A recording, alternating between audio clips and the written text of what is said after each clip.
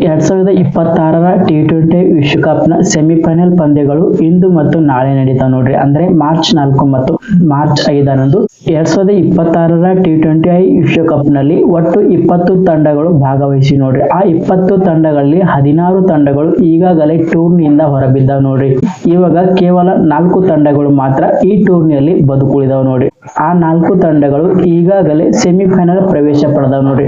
ಆ ಸೆಮಿಫೈನಲ್ ಪಂದ್ಯದಲ್ಲಿ ಮೊದಲನೇ ಸೆಮಿಫೈನಲ್ ಪಂದ್ಯದಲ್ಲಿ ದಕ್ಷಿಣ ಆಫ್ರಿಕಾ ಮತ್ತು ನ್ಯೂಜಿಲೆಂಡ್ ತಂಡಗಳು ಮುಖಾಮುಖಿ ಆಗ್ತಾವ ನೋಡ್ರಿ. ಮತ್ತು ಎರಡನೇ ಸೆಮಿಫೈನಲ್ ಪಂದ್ಯದಲ್ಲಿ ಇಂಗ್ಲೆಂಡ್ ಮತ್ತು ಭಾರತ ತಂಡಗಳು ಮುಖಾಮುಖಿ ಆಗ್ತಾವ ನೋಡ್ರಿ. ಮೊದಲನೇ ಸೆಮಿಫೈನಲ್ ಪಂದ್ಯವು ಇಂದು ಅಂದರೆ ಮಾರ್ಚ್ 4ರಂದು ಕೋಲ್ಕತ್ತಾದ ಈಡನ್ ಗಾರ್ಡನ್ ನಲ್ಲಿ ನಡೀತದ ನೋಡ್ರಿ.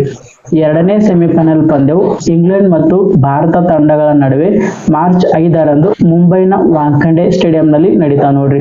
ಹಾಗಂದ್ರೆ ಈ ಎರಡು ಸೆಮಿಫೈನಲ್ ಪಂದ್ಯಗಳಲ್ಲಿ ಒಂದು ವೇಳೆ ಮಳೆ ಬಂದು ಅಥವಾ ಕಾರಣಾಂತರಗಳಿಂದ ಪಂದ್ಯವನ್ನು ರದ್ದಾದರೆ ಅದಕ್ಕೆ ಮೀಸಲು ದಿನದರೆ. ಹಾಗಾದ್ರೆ ಮೀಸಲು ದಿನವು ಯಾವ ರೀತಿ ನಡೀತದ ಮತ್ತು ಮೀಸಲು ದಿನದಲ್ಲೂ ಸಹ ಪಂದ್ಯವನ್ನು ನಡೆಯದಿದ್ದರೆ ಡಕ್ವರ್ತ್ ಲೂಯಿಸ್ ನಿಯಮವು ಏನ್ ಹೇಳ್ತದ ಎಂಬುದನ್ನು ನಾವು ಈ ವಿಡಿಯೋದಾಗ ಪೂರ್ತಿಯಾಗಿ ತಿಳಿದುಕೊಳ್ಳಮ್ರಿ.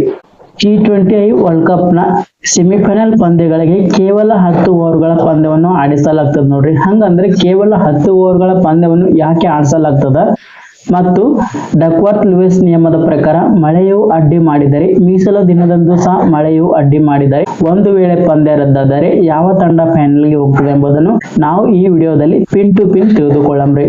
ಮೊದಲಿಗೆ ನಾವು ಸೆಮಿಫೈನಲ್ ನಲ್ಲಿ ಯಾಕೆ 10 ಓವರ್ಗಳನ್ನು ಆಡಿಸಲಾಗ್ತದೆ ಎಂಬುದನ್ನು ತಿಳಿದುಕೊಳ್ಳಮ್ರಿ. ಒಂದು ವೇಳೆ ಪಂದ್ಯ ಮಳೆ ಬಂದು ಅಥವಾ ಕಾರಣಾಂತರಗಳಿಂದ ರದ್ದಾದರೆ ಆ ದಿನವನ್ನು ನಾವೇನ್ ಮಾಡ್ತೀವಿ, ಮುಂದಿನ ದಿನಕ್ಕೆ ಮೀಸಲು ದಿನವನ್ನ ಆಯ್ಕೆ ಮಾಡಿಕೊಂಡದ್ರಿ ICC. ಯಾಕಪ್ಪ ಅಂತಂದ್ರೆ ಇದು T20 ವರ್ಲ್ಡ್ ಕಪ್ ನ ಸೆಮಿಫೈನಲ್ ಪಂದ್ಯಗಳವರಿ. ಹಿಂಗಾಗಿ ಇಂದು ನಡೆಯಲಿರುವ ಪಂದ್ಯದಲ್ಲಿ ಒಂದು ವೇಳೆ ಮಳೆ ಬಂದು ಅಥವಾ ಕಾರಣಾಂತರಗಳಿಂದ ಪಂದ್ಯವನ್ನು ಸ್ಥಗಿತಗೊಂಡರೆ ಆ ಪಂದ್ಯವನ್ನು ಮಾರ್ಚ್ 5ರಂದು ನಡೆಸಲಾಗ್ತದೆ ನೋಡ್ರಿ. ಒಂದು ವೇಳೆ ಮಾರ್ಚ್ 5ರಂದು ನಡೆಯುವ ಪಂದ್ಯಗಳಿಗೂ ಸಹ ಮಳೆ ಬಂದು ಅಡ್ಡಿ ಮಾಡಿದರೆ ಆ ದಿನವೂ ಸಹ ಪಂದ್ಯವು ರದ್ದಾದರೆ ಡಕ್ವರ್ತ್ ಲೂಯಿಸ್ ನಿಯಮದ ಪ್ರಕಾರ ಒಂದು ತಂಡವು ಮಿನಿಮಮ್ 10 ಓವರ್ಗಳನ್ನು ಆಡಿರಬೇಕ್ರಿ. ಅಂದರೆ ದಕ್ಷಿಣ ಆಫ್ರಿಕಾ ತಂಡವು 10 ಓವರ್ಗಳನ್ನು ಪೂರ್ತಿ ಮಾಡಿರಬೇಕು ಮತ್ತು ನ್ಯೂಜಿಲೆಂಡ್ ತಂಡವು ಸಹ 10 ಓವರ್ಗಳನ್ನು ಪೂರ್ತಿ ಮಾಡಿರಬೇಕು. ಒಂದು ವೇಳೆ ಈ 10 ಓವರ್ಗಳನ್ನು ಎರಡು ತಂಡವು ಒಂದು ವೇಳೆ ಕಂಪ್ಲೀಟ್ ಮಾಡಿಲ್ಲಪ್ಪ ಅಂತಂದ್ರ ಆ ಪಂದ್ಯವು ರದ್ದಾಗಿ ಪಾಯಿಂಟ್ ಪಟ್ಟಿಯಲ್ಲಿ ಯಾವ ತಂಡ ಮೊದಲನೇ ಸ್ಥಾನವನ್ನು ಪಡಿತದ ಆ ತಂಡ ಏನ್ ಮಾಡ್ತದ್ರಿ, ಫೈನಲ್ಗೆ ಎಂಟ್ರಿ ಕೊಡ್ತಾರೆ. ಉದಾಹರಣೆಯಾಗಿ ಪಾಯಿಂಟ್ ಪಟ್ಟಿಯಲ್ಲಿ ನ್ಯೂಜಿಲೆಂಡ್ ತಂಡಕ್ಕಿಂತಲೂ ದಕ್ಷಿಣ ಆಫ್ರಿಕಾ ತಂಡವು ಮೇಲೆ ಇದಾರೆ. ಹಿಂಗಾಗಿ ದಕ್ಷಿಣ ಆಫ್ರಿಕಾ ತಂಡವು ಡೈರೆಕ್ಟ್ ಆಗಿ ಏನ್ ಮಾಡ್ತದ್ರಿ, ಫೈನಲ್ಗೆ ಎಂಟ್ರಿ ಕೊಡ್ತದ ನೋಡ್ರಿ. ಇದೇ ನಿಯಮ ಭಾರತ ಮತ್ತು ಇಂಗ್ಲೆಂಡ್ ತಂಡಗಳ ನಡುವೆ ನಡೆಯಲಿರುವ ಎರಡನೇ ಸೆಮಿಫೈನಲ್ ಪಂದ್ಯದಲ್ಲಿ ಸಹ ಅನ್ವಯ ಆಗ್ತದೆ ನೋಡ್ರಿ. ಯಾಕಪ್ಪ ಅಂತಂದ್ರ ಮಾರ್ಚ್ 5ರಂದು ಭಾರತ ಮತ್ತು ಇಂಗ್ಲೆಂಡ್ ತಂಡಗಳ ನಡುವೆ ಎರಡನೇ ಸೆಮಿಫೈನಲ್ ಪಂದ್ಯವು ಮುಂಬೈನ ವಾಂಖೆಡೆ ಸ್ಟೇಡಿಯಂನಾಗ ನಡೀತದೆ ನೋಡ್ರಿ.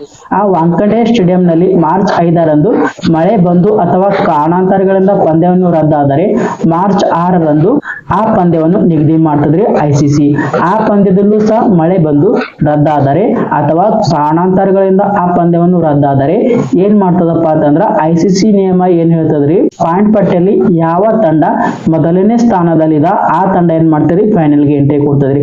ಉದಾಹರಣೆಗಾಗಿ ಹೇಳ್ಬೇಕಂದ್ರ ಭಾರತ ತಂಡವು ಇಂಗ್ಲೆಂಡ್ ತಂಡಕ್ಕಿಂತಲೂ ಪಾಯಿಂಟ್ ಪಟ್ಟಿಯಲ್ಲಿ ಕೆಳಗೆ ಸ್ಥಾನದಾರಿ. ಹಿಂಗಾಗಿ ಇಂಗ್ಲೆಂಡ್ ತಂಡವು ಏನ್ ಮಾಡ್ತದ್ರಿ, ಡೈರೆಕ್ಟ್ ಆಗಿ ಫೈನಲ್ಗೆ ಎಂಟ್ರಿ ಕೊಡ್ತದ ನೋಡ್ರಿ. ಈ ಎರಡು ಸೆಮಿಫೈನಲ್ಗಳು ಯಾವುದೇ ಕಾರಣಕ್ಕೂ ಮಳೆಯಿಂದ ರದ್ದಾಗಲ್ಲ. ಕಾರಣ ಕೋಲ್ಕತ್ತಾದ ಈಡನ್ ಗಾರ್ಡನ್ ನಲ್ಲಿಯೂ ಸಹ ಮಳೆಯ ವಾತಾವರಣ ಇಲ್ಲ, ಜೊತೆಗೆ ಮುಂಬೈನ ವಾಂಖೆಡೆ ಸ್ಟೇಡಿಯಂ ನಲ್ಲೂ ಸಹ ಮಳೆಯ ವಾತಾವರಣ ಇಲ್ಲ. ಈ ಎರಡು ಸೆಮಿಫೈನಲ್ ಪಂದ್ಯಗಳು ಪೂರ್ಣ ಪ್ರಮಾಣದಲ್ಲಿ ನೋಡಲು ಎಲ್ಲ ಅಭಿಮಾನಿಗಳು ಕಾತರದಿಂದ ಕಾಯ್ದಿದ್ದು ಖುಷಿ ಆಗುತ್ತೆ. ಯಾಕಂದ್ರೆ ಹಿಂಗಾಗಿ ಈ ಎರಡು ಪಂದ್ಯಗಳು ಖಂಡಿತವಾಗಿ ನಡೀತಾವ ನೋಡ್ರಿ.